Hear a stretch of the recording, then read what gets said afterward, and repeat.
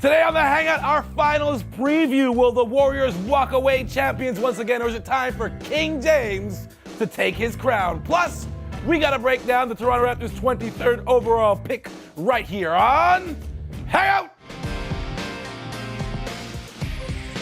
Basketball fans, my name is Akil, Augustine, and I should be at home on my couch watching the House of Cards, but I gotta work, so let's get this thing over with. This is the Hangout, Canada's home for talking hoops. That at the end of the couch is William Strickland, the Americanadian, and the co-founder of the Canadian version of Full Court 21. No, I'm just the director. Of Full Court 21 in Canada. My man Barbito Garcia invented the game. We'll talk about that a little bit later, I hope. All right, well, shouts out to Barbito, a.k.a. DJ Cool Bob Love. Don't say I'm unemployed. No, you're not unemployed. I'm just saying you're a guy. That's how I get introduced lately. No, you're a guy now. In the winter, you're the producer of the Raptors broadcast. Right now, you're just a guy with long hair. Dan Gladman. Yep, long hair, going to rock concerts and watching whatever basketball games we get on TV. Hasn't been many. Long hair, don't care, but he is a Warriors fan all the way. I know that much for sure. I'll go Raptors, but sure. Okay. And unemployed. Unemployed? Yeah, is that, you want to be the freelance. Freelance journalist. I embrace the grind. One of our favorites, Amy Audibert. Thank you so much for coming out. Thanks for having me. Let's jump right into it, guys. Amy, I'll start with you. Mm-hmm. Is there any chance this finals does not live up to the expected hype?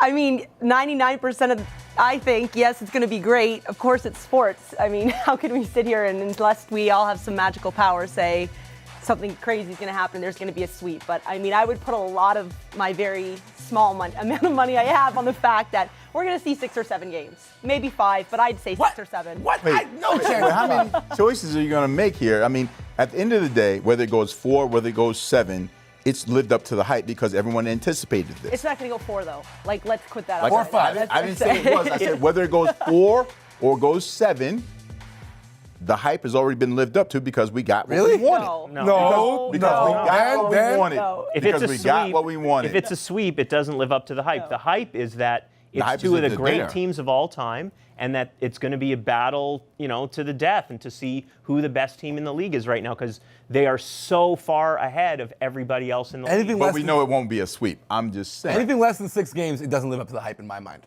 Okay. Agreed? I got to agree. I think you could go 5, but they'd be close. Like if they were close games. Okay. It'd still be a great series at 5. So why wouldn't it be a great series at 4 close I wholeheartedly disagree with that statement. I think it needs a little bit of someone You need some more drama to it. Yeah, I need more drama. Last year, it was 3-1 for Golden State. If Golden State had won Game 5, the series would have been a disappointment. Yeah. Huge disappointment. Yeah. So, changing focus now. Looking at this final, you got 2 of the premier players in the league, LeBron James and Kevin Durant. And my question here for you, Dan Gladman, is whose legacy is it more important to, LeBron or KD? Oh, that's a great question because they're both kind of chasing different things. LeBron's legacy is to catch up and or surpass the ghosts, the greats, Jordan, Magic Johnson. But Durant, I actually think, has more on the line here because he doesn't want to become a player who never wins a championship, especially when he made this move specifically for this moment to win the championship. Look, LeBron is cemented as one of the great all-time players. If Golden State wins this series and Durant plays a key role, he elevates himself into a much higher class than he is right now. I don't know. I think that there are going to still be detractors who look at the fact that he went to a team that already had a 2-time MVP on it, a team that won 73 games the year before, and he needed to go there to try and win. So I think there will still be detractors. Well, there's the pressure, though. You better win. If you're going to leave Oklahoma City and you're going to jump on that team, there's a big pressure on Kevin Durant now to win a ring and be a big part of that as well. And are those the same detractors like people say about LeBron? He had to go to Miami and team up with Dwayne Wade and Chris Bosh. Well, when I look at what Chris Bosh did here in Toronto and all those great playoff wins here, and also those great playoff wins that Dwayne Wade had after Shaquille O'Neal left, when they won 15 games that one season. Oh, yeah, I remember that. Okay. I remember that We're too. talking about chasing a legacy, guys, and let's not forget, I don't think this is going to be Kevin Durant's last final appearance, and I don't think this is going to be LeBron's last final appearance either. So I think it's going to be a great series, and yes, chasing legacies, but this isn't going to seal the deal on either of their careers. No, but whose legacies are more important to? Dan answered the question. The two of you said a lot of things, but neither of you answered the question. Well, I would say it's Kevin Durant because LeBron submitted his. You come back from Yes. 3-1 and lead both teams in every stat category Yes. in the finals, which had never happened before, along with being down 3-1 and winning it.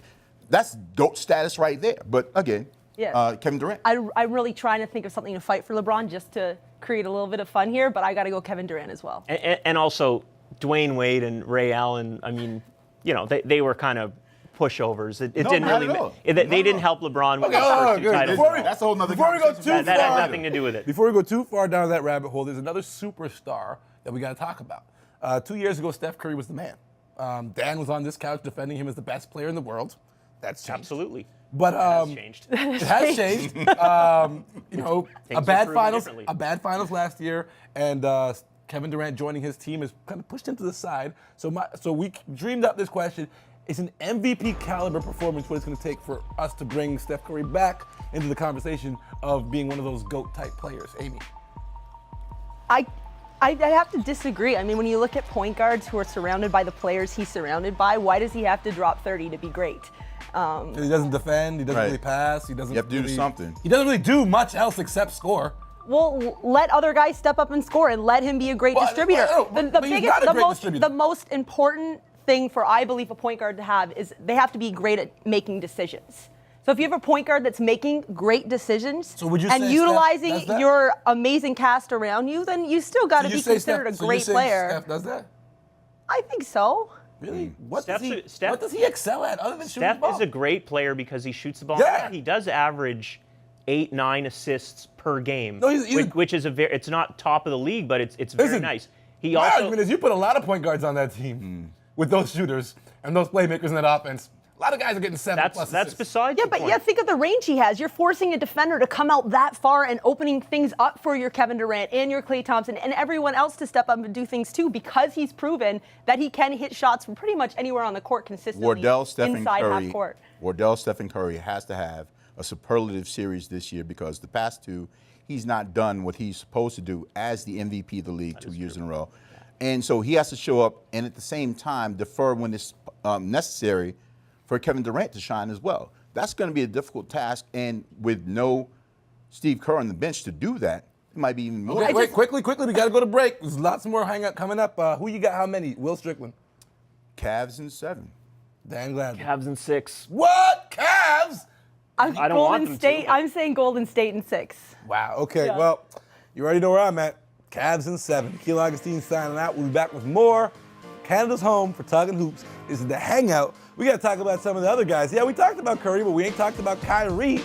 The big point guard matchup. We'll break that down and more when we return on